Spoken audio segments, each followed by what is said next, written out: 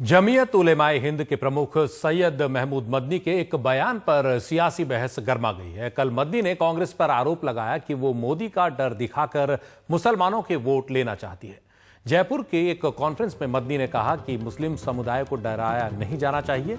इस देश में धर्मनिरपेक्षता की जड़ें बहुत गहरी हैं और सांप्रदायिक ताकतें आम आवाम का दिल नहीं जीत सकती।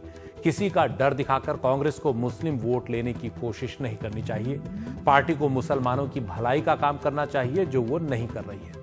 मदनी ने आरोप लगाया कि कांग्रेस राजस्थान में और समाजवादी पार्टी यूपी में मुसलमानों की हिफाजत में नाकाम रही है।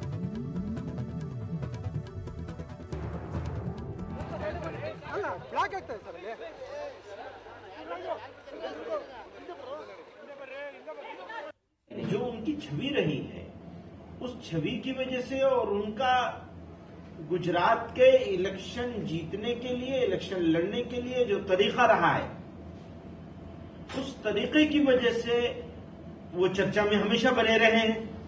नई चीज नहीं है कोई। तो डिबेट तो इसी वजह से चल रही है कंट्री में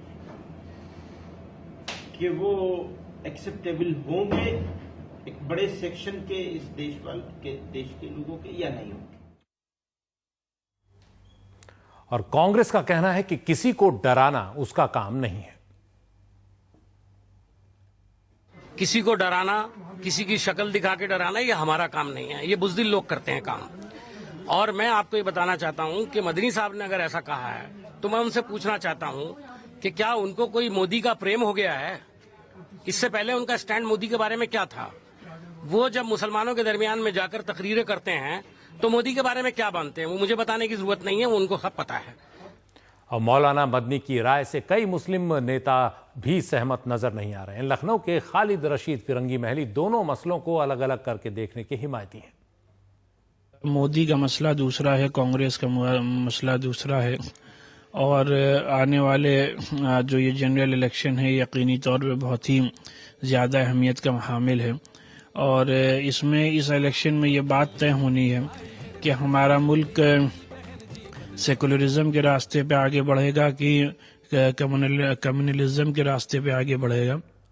मदनी के बयान ने बीजेपी को कांग्रेस को घेरने का एक मौका दे दिया है। देखिए, मैं इस बयान की वजह से मिस्टर मदनी की बहुत इज्जत करती हूँ और ये मैं भी यही सोच रखती हूँ। लेकिन मैं अगर ये सोच रखती हूँ तो लगेगा कि भारतीय जनता पार्टी के कार्यकर्ता ये सोच रखते हैं। लेकिन मदनी साहब तो भारतीय जनता पार्टी के कार्यकर्ता नहीं है, एक स्वतंत्र विचारक हैं और मुस्लिम कम्युनिटी के नेता हैं।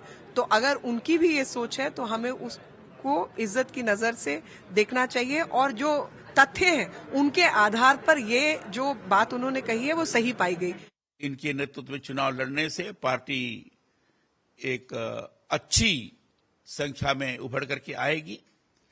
तब से कांग्रेस के पेट में दर्द होने लगा है। कांग्रेस को ये लगने लगा है कि नरेंद्र मोदी के नेतृत्व में चुनाव होने के पश्चात भारतीय जनता पार्टी पूर्ण बहुमत हासिल कर सकती है और इसलिए कांग्रेस इस प्रकार की बातें फैला रही है जिसके कारण लोगों के एक संप्रदाय विशेष के अंदर, एक वर्ग विशेष के अंदर घृणा की स्थिति निर्माण हो। उधर सीपीएम नेता सीताराम येचुरी ने कहा है कि सांप्रदायिकता से देश को बड़ा खतरा है और उसे बचाना होगा सांप्रदायिक राजनीति से।